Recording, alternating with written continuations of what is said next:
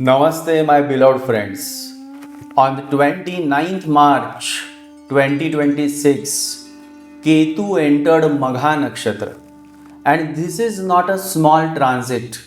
This is a deeply karmic, highly spiritual, and intensely transformative moment. This is Ketu entering his own seat. This is Ketu coming back home. And whenever Ketu comes back home, life begins to speak in a different language. The outer noise starts losing its charm, and the inner call starts becoming louder. Magha falls in Leo, the sign of authority, royalty, recognition, power, dignity, and command. But when Ketu operates through Magha, power is no longer merely worldly. It becomes karmic, it becomes ancestral, it becomes spiritual, it becomes the kind of power that is born not from applause but from inner mastery, not from public image but from spiritual depth, not from intellectual argument but from divine intelligence. And this is where one must understand the subtle secret. Leo is the sign of intelligence. Aquarius is the sign of intellectuality. Intelligence is of the heart. Intellectuality is of the head. The heart knows.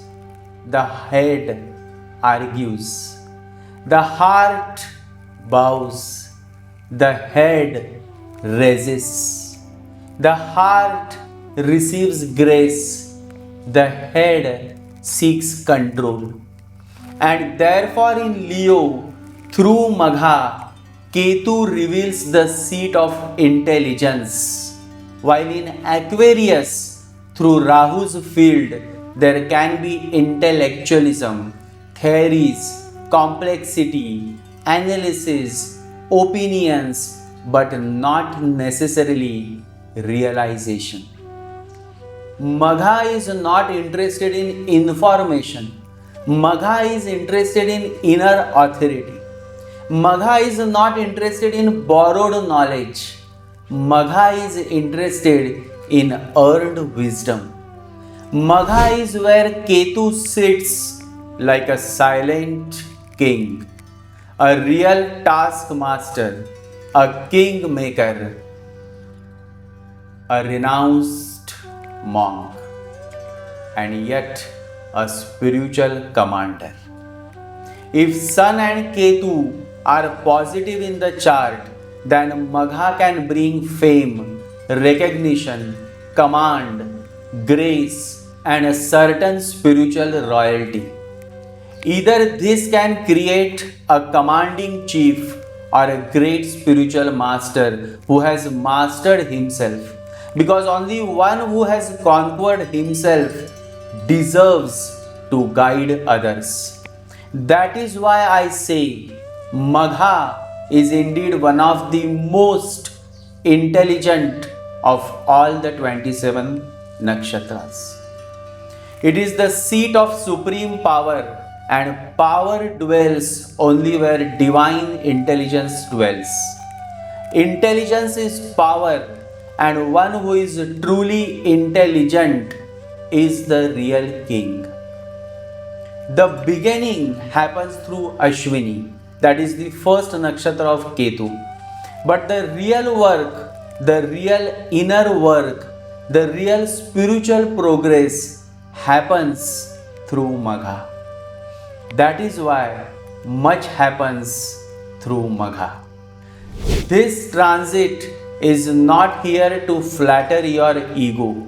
It is here to expose where your ego is still seeking throne, title, praise, validation, attention, and control.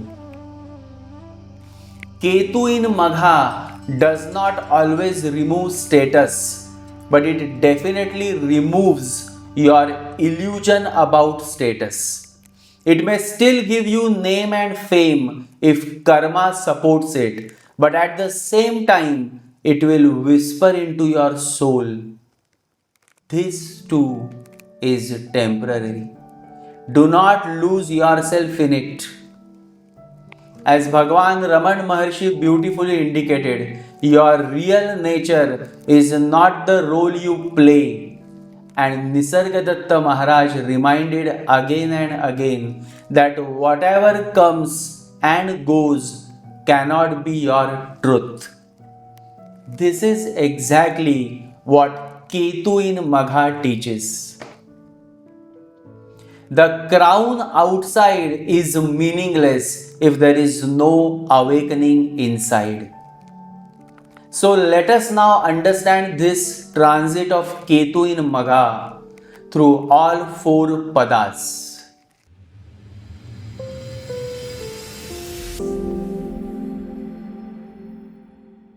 Ketu will transit Magha's fourth pada from 29th March 2026 to 31st May 2026.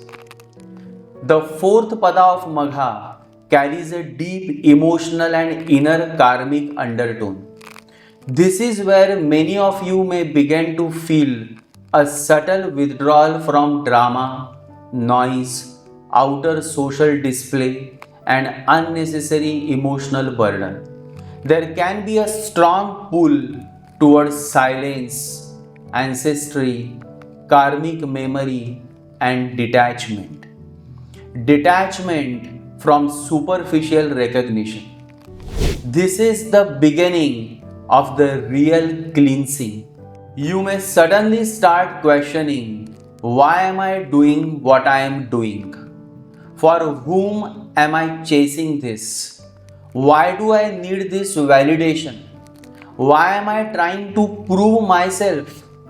What am I really hungry for? Am I hungry for achievement or acknowledgement? This is where Ketu starts breaking false inner structures. Now, for Aries moon sign, this period may bring powerful shifts in creativity, love, children, and recognition. Something in your desire to be appreciated begins to transform. You may become more serious about what truly deserves your energy. Now, for Taurus, this can activate home, mother, inner foundation, and emotional roots. You may feel the need to reorganize your domestic life or detach from emotional burdens coming through family karma.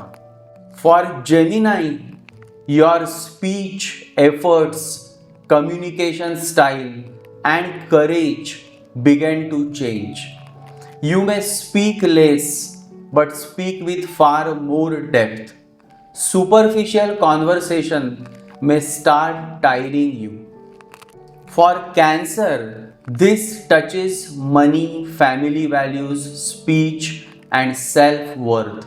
You may begin questioning what real wealth is. Financial themes can become karmic and value based. For Leo, this is extremely important because Ketu comes into your own sign from the moon.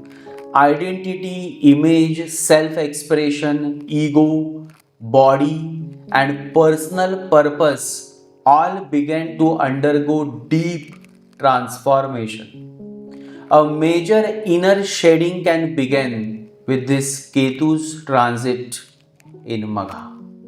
For Virgo, this activates the 12th house zone, isolation, spiritual retreat, sleep, subconscious baggage, and release. Hidden anxieties may surface, but so can mystical insight and deep attachment as well.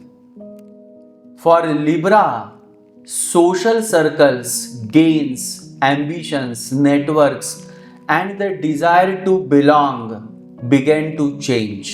You may outgrow certain friendships or group identities. For Scorpio, career, status, authority, public image, and leadership can undergo karmic refinement.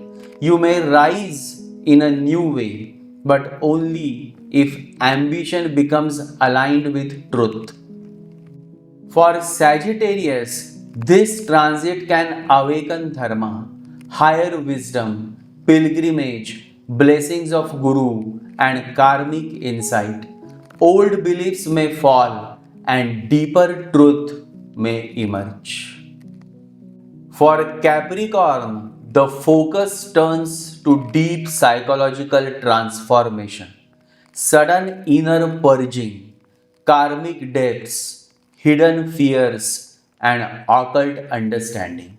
A very intense inner churning can begin. For Aquarius, relationships, marriage, partnerships, and karmic bonds come under review. Ketu can show where attachment is false and where a relationship lacks soul. For Pisces, health, routine, service, enemies, debts, and discipline become important themes. This can be a strong period for karmic correction through disciplined living. And so the first phase is not about speed, it is about awakening.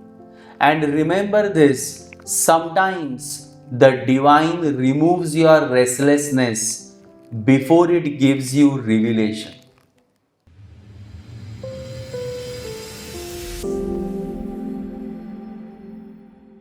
And then comes the third pada, that is the second phase of Ketu's transit in Magha in third pada, starting from 31st May 2026 to 2nd August 2026. Now the transit becomes sharper. The third pada brings more movement into thought patterns, karmic messaging, communication, authority issues, and the need to act from inner clarity rather than outer reaction. Here, Ketu begins testing your intelligence, not your cleverness, not your information, not your intellectual brilliance, but your intelligence. Can you see through illusion? Can you walk away from noise? Can you remain inwardly centered when the world provokes you? This phase can make many people feel mentally detached, uninterested in social pretense, and more focused on what is spiritually meaningful. Old pride can get punctured. False confidence can collapse, but real dignity can emerge. For Aries, this can intensify questions around romance, recognition, creative self expression, and the ego tied to appreciation. For Taurus, deeper karmic issues connected to property, domestic peace, and inner emotional security may arise for purification. For Gemini, communication becomes karmic. Be careful about abrupt speech, distance with siblings, or a sudden disinterest in proving your point.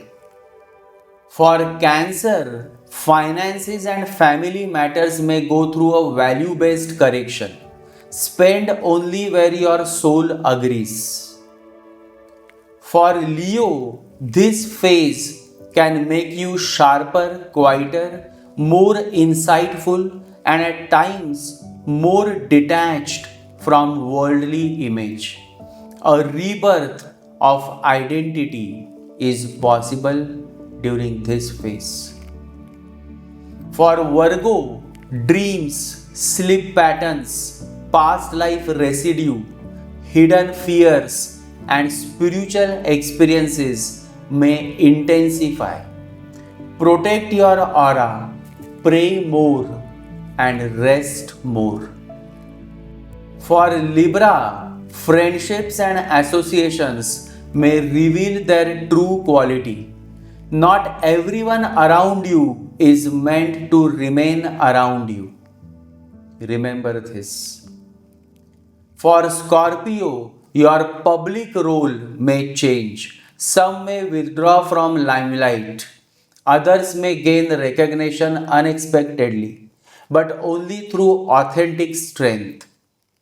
For Sagittarius, faith is tested so that wisdom can deepen. A guru's teaching, sacred text, or a spiritual realization can become a turning point during this phase of life. For Capricorn, you may feel drawn toward Tantra, mysticism, occult insight, healing, or deep karmic introspection. This is a powerful phase for shadow work. For Aquarius, karmic truths in relationship dynamics become impossible to ignore. Either a bond deepens spiritually or illusion breaks. For Pisces, daily discipline becomes the doorway to grace. Correct food intake, correct sleep, correct habits, correct prayer. This becomes essential. So, in this phase, one quote becomes very relevant. The quieter you become, the more you are able to hear. And that is Ketu's way. He does not shout, he reveals.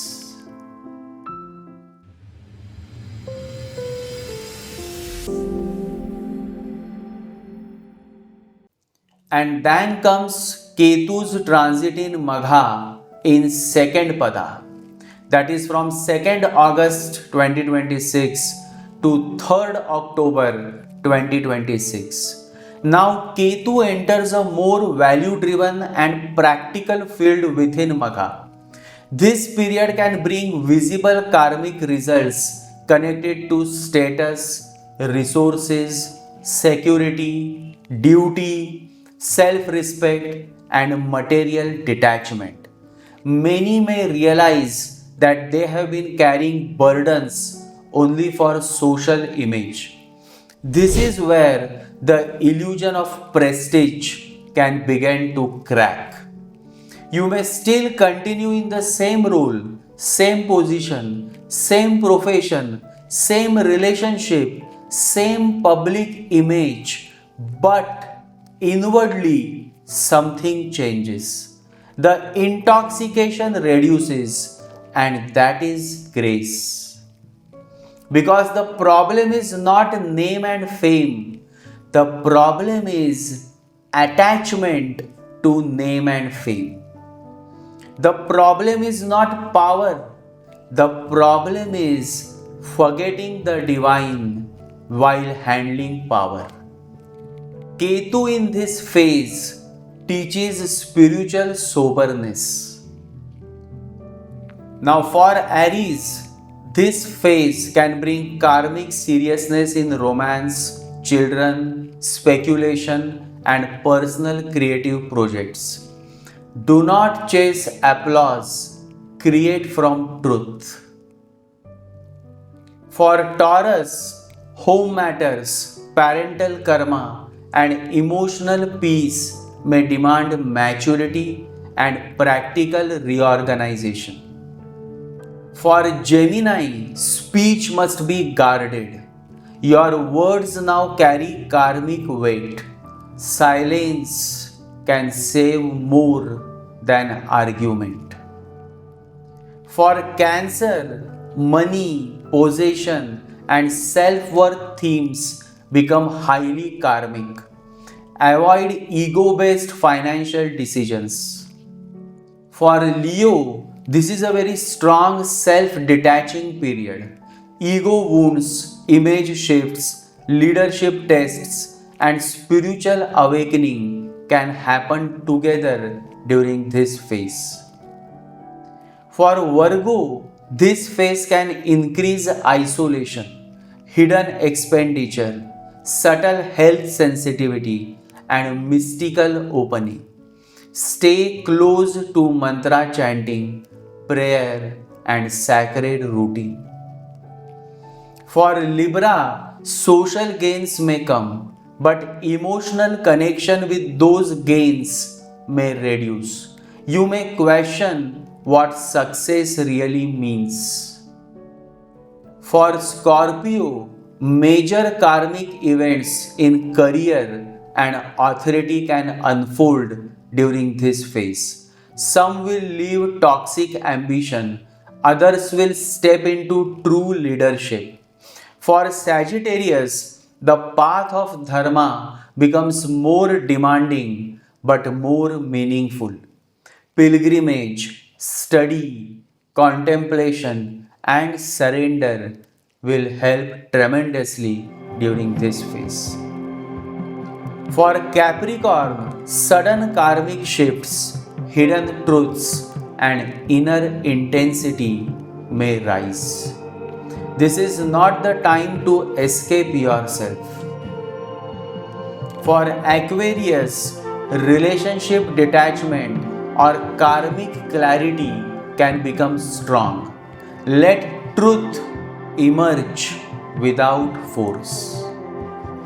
For Pisces, health, work environment, debts, and daily order demand disciplined correction.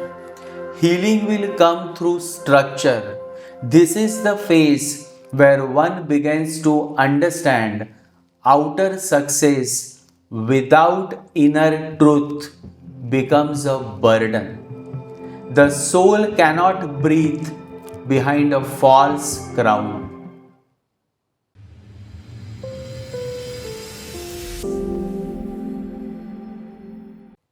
And then comes Ketu's last phase in Magha. Ketu in Magha, first pada, from 3rd October 2026 to 5th December 2026. Now comes the most fiery and direct phase of the transit within Magha. The first pada carries authority, initiative, spiritual command, and a fierce demand for authenticity. By now, Ketu has already shown you what is false. Now Ketu asks, what will you do with that realization? Will you continue the old game or will you rise inwardly? This phase can create decisive spiritual turning points. Some people may leave behind old patterns, old social dependence, old ego identity, old ambition, old associations, and old fears. Others may start living from inner authority. This is where Magha can create the true king. Not the king who sits on a throne, but the king who sits over his own mind. Not the one who controls others, but the one who no longer gets controlled by praise, by appreciation, or by insult, loss, gain, rise, or fall. And now let's see the impact on all 12 signs for this last phase. For Aries, your creative fire must now become conscious. What you create should come from soul, not from insecurity. For Taurus, emotional strength and domestic maturity become necessary. Build peace at home, not just appearance. For Gemini, speak only what carries value. Reckless speech now can create karmic distance. For Cancer, redefine wealth. Real wealth is not what you store. Real wealth is what remains in you when loss happens. For Leo, this is a defining karmic period. A shedding of false self can become the beginning of spiritual authority. For Virgo, surrender becomes the medicine. Sleep well, pray deeply, and withdraw from unnecessary noise. For Libra, ambitions, circles, and outer validation patterns are purified. Walk with fewer people, but with the right people. For Scorpio, your karma in public life can take a strong turn. Let your work become offering, not obsession. For Sagittarius, this is a powerful phase for Dharma, spiritual learning, Guru Krupa, and a renewed vision of life. For Capricorn, deep karmic release can happen now. A profound inner death of old patterns may lead to a new spiritual birth. For Aquarius, relationships are seen clearly. Karmic truth becomes undeniable. Choose dignity over confusion. And for Pisces, heal your life through conscious routine. Even simple discipline now has a great spiritual power. And so, on 5th December 2026, finally, Ketu leaves Magha and moves into Ashlesha. A new story begins with Ketu in Ashlesha from 5th December onward. By that time, many of you will not be the same inwardly. Something would have been cut, something would have been purified, something false would have fallen away, and something ancient, wise, silent, and powerful would have awakened.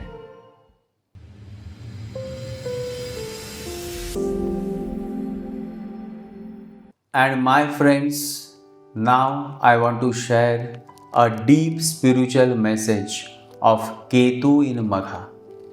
My beloved friends, this transit is ultimately not about punishment, it is about purification. Ketu in Magha can bring fame, yes.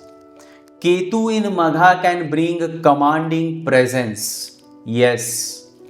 Ketu in Magha can place someone in a seat of authority. Yes.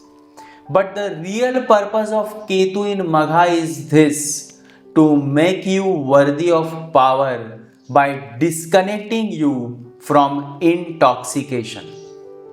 To remind you that recognition without realization is hollow. To remind you that prestige without prayer is dangerous. To remind you that the real throne is within. And that is why this transit can create saints, spiritual masters, karmic kings, healers, detached leaders, and people who finally stop living for the eyes of the world. The world respects image, but the divine responds to essence. And Ketu always takes you from image to essence. And my beloved friends, This is exactly why such a moment demands deep reflection. Because Ketu in Magha does not merely speak about authority, recognition, throne, prestige, and power. It also asks a much deeper question: what is the value of all that name and fame if the soul still remains unawakened? What is the meaning of reaching the top if in the end one realizes that even the highest worldly achievements cannot travel with us? And that is why I want to share a very powerful story here. This story needs to be told at this point because it reveals the naked truth about ambition, greatness, prestige, and the human hunger to be remembered. It shows with great clarity that the outer crown may dazzle the world, but unless wisdom dawns within, even the greatest achievement can suddenly appear empty. This is the very essence of Ketu in Magha, to bring one face to face with the truth behind status, behind recognition, behind glory, behind the desire to leave a permanent mark. So listen to this story carefully, and this is only for my close followers because I love you all. Because this is not just a story, it is a mirror for every person who has ever wanted to become someone in the eyes of the world.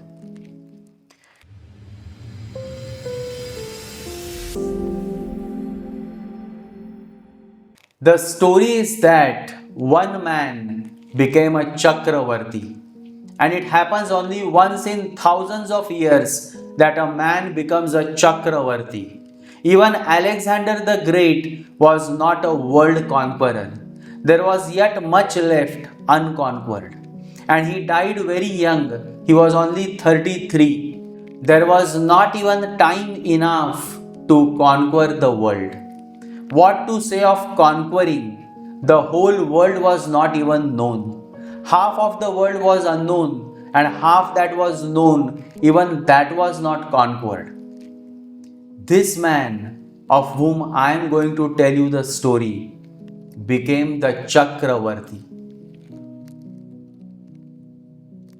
It is said that when a Chakravarti dies, because a Chakravarti happens only in thousands of years, he is a rare being. When he dies, he is received in heaven with great rejoicings, and he is taken to a special place.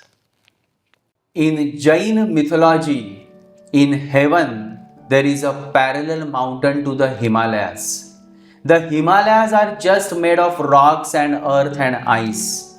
The parallel Himalayas in heaven is called Sumeru. Sumeru means the ultimate mountain. Nothing can be higher than that. Nothing can be better than that.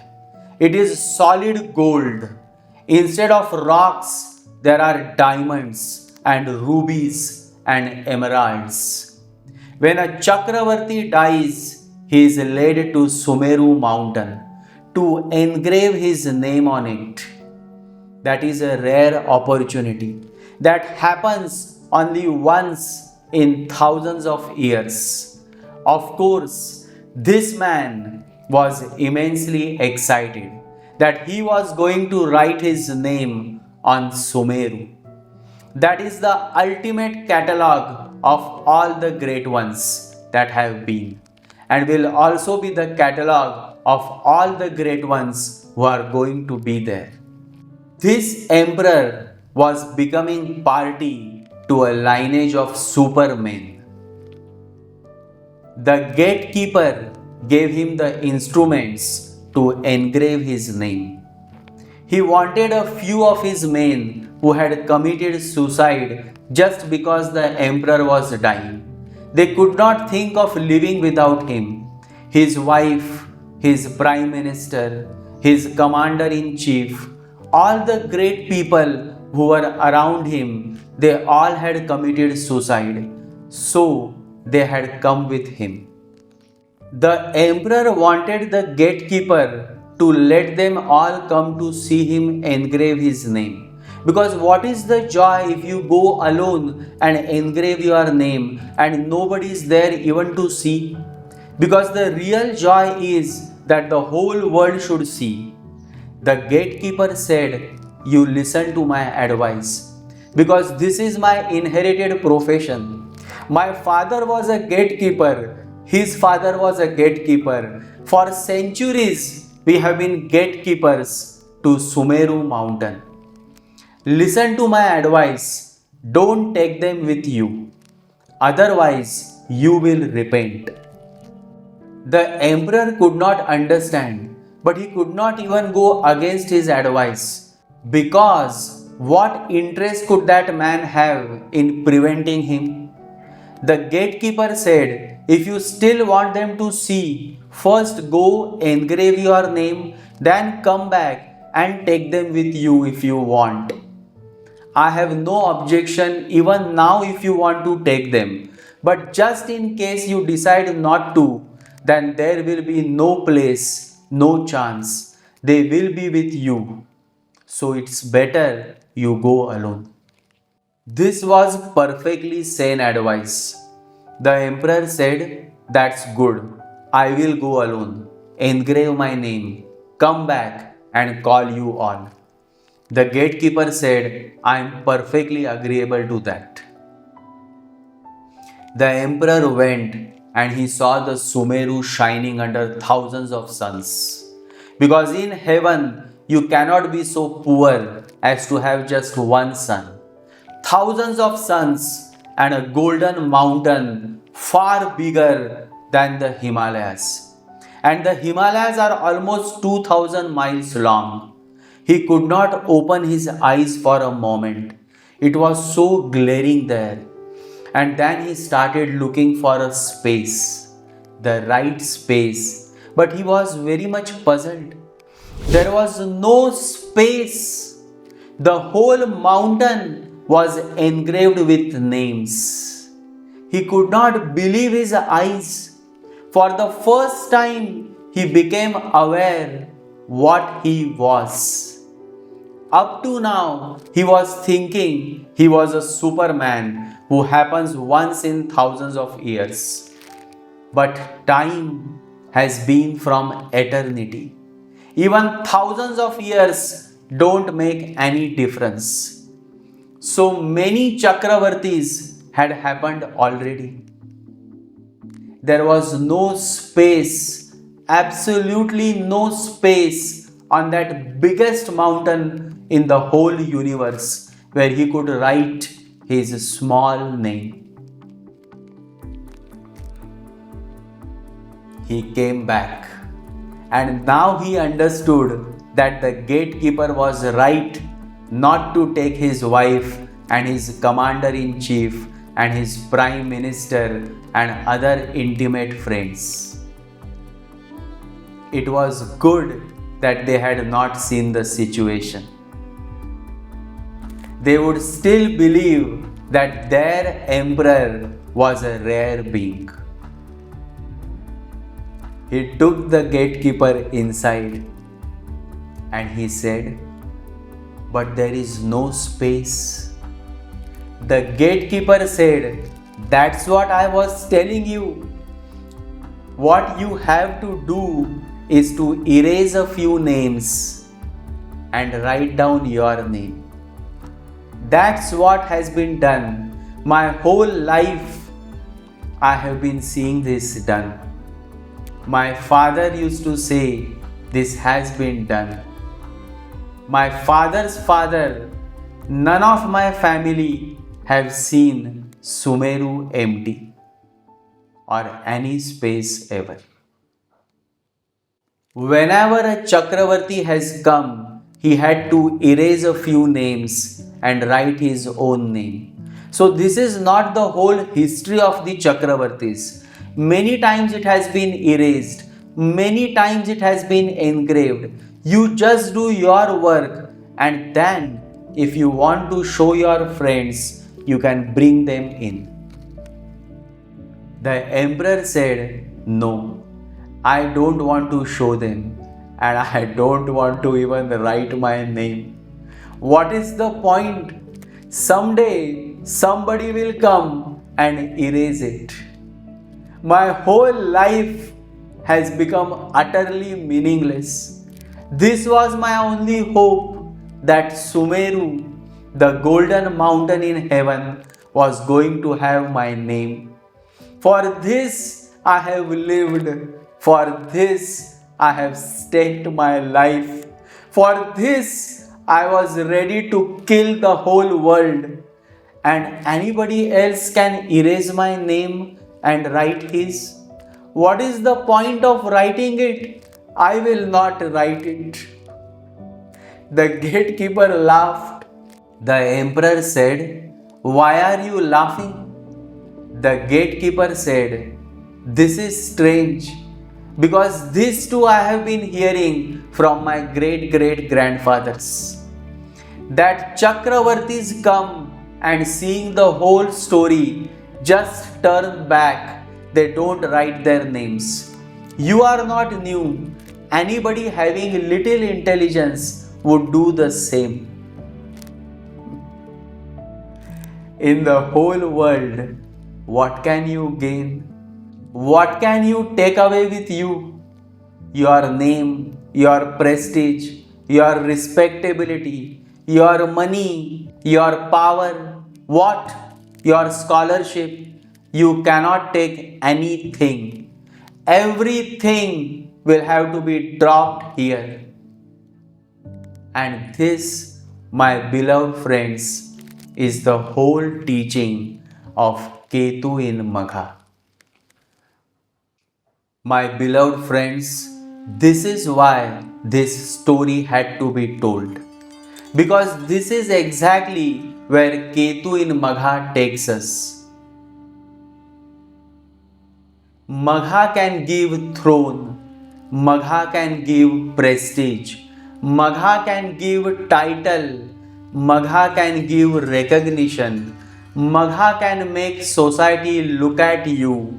But Ketu asks, after all this, what remains? If your whole life is lived for your name, one day you will discover that even names get erased. If your whole life is lived for prestige, one day you will discover that prestige has no permanence. If your whole life is lived for power, one day you will discover that power without awakening is an empty burden. And so, this story is not anti-success. This story is anti-delusion. It does not say, do not rise. It says, do not lose your soul while rising. It does not say, do not become known. It says, do not become attached to being known. It does not say, authority is wrong. It says, authority without wisdom is dangerous. And that is the final and most beautiful message of Ketu in Magha. Attain excellence but remain detached. Receive recognition but remain humble. Handle power but remain prayerful. Shine in the world but belong to the divine. So to all my close followers, I want to say this from the depth of my heart. During this Ketu in Magha transit, do not only ask, what am I achieving? Ask also, what am I becoming? Because in the end, your real greatness will not be measured by how many knew your name, but by how deeply you knew yourself.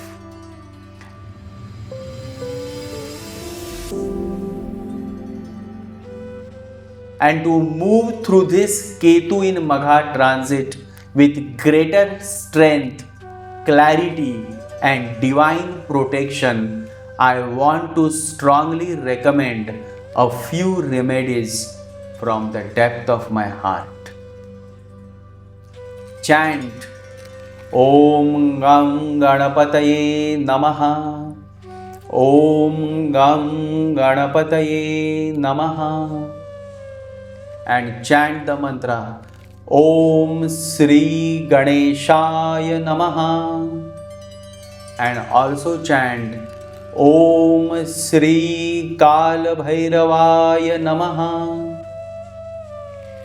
Chant these mantras with sincerity and regularity. Be consistent, because these mantras help remove karmic obstacles, cut through inner confusion, reduce fear, and protect you from subtle negativity and egoic disturbances that may arise during this transit.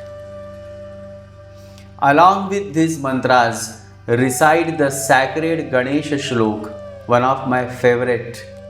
Vakratunda Mahakaya Surya Koti Samaprabha Nirvignam Kurume Deva Sarvakaryeshu Sarvada. I will again recite this shloka. Vakratunda Mahakaya Suryakoti Samaprabha Nirvignam Kurume Deva Sarvakaryeshu Sarvada. Recite this beautiful Ganesha Shlok with devotion, because Lord Ganesha's grace helps the mind become steady, the path become clear, and the soul become inwardly supported. And as a humble act of offering, on every Sunday or Wednesday, offer 1 kilogram green lentils, moong dal, and 1 kilogram jaggery to Lord Ganesha with prayerful awareness. Do not do these remedies mechanically. Do them with devotion, with humility, and with the sincere prayer that all false pride, inner confusion, karmic obstacles, and unseen negativity may be removed from your path. Because this transit is not here merely to test you, it is here to purify you, strengthen you, and guide you toward the throne of true inner mastery. May this transit bless your mind with true wisdom, your ego with humility, your karma with purity, and your spirit with the strength to walk the higher path. Always remember, my friends, astrology is not merely a matter of dry calculations, technical combinations, and superficial readings. Astrology reveals its true light only when it begins to arise from the sacred sanctuary of the heart. The head is often noisy, burdened with borrowed knowledge, concepts, opinions, and endless accumulation. But the heart is natural, authentic, innocent, and filled with love, grace, and pure intelligence. Leo, and especially Magha, belongs to the heart, because that is where the divine truly dwells. Not somewhere far away, not outside you, but deeply and silently within your own being. And that is why my sharing, my guidance, and my videos are not meant for those who seek only shallow prediction or dry astrological information. They are for those rare and chosen souls who genuinely wish to go deeper, who wish to understand, who wish to awaken, and who sincerely long to connect with higher consciousness. That is why I never want crowd to follow me. I want only selective grateful hearts who follow their heart and who understand the true essence of astrology, which is in spirituality. My love and heartfelt blessings to all my close followers across the world. Your love keeps reaching me through your messages, your comments, and your heartfelt presence. And I always say this from the depth of my heart. You appreciate in me only that which already exists within you.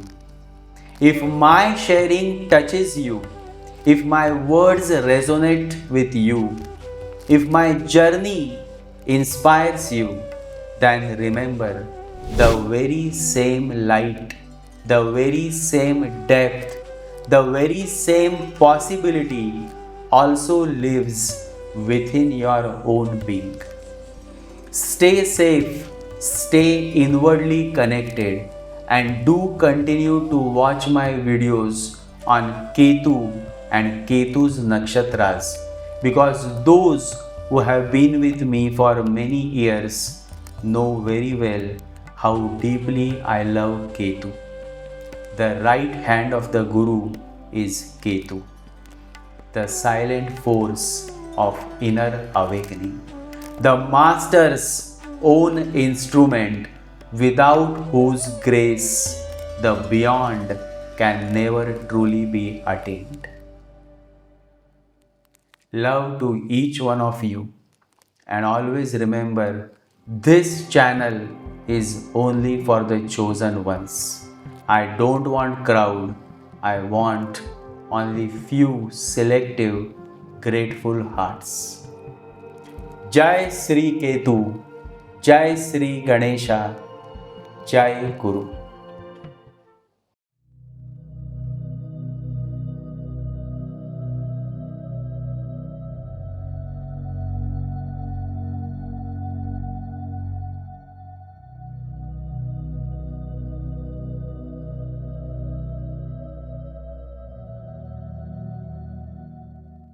ॐ गं गणपतये नमः। ॐ गं गणपतये नमः। ॐ गं गणपतये नमः।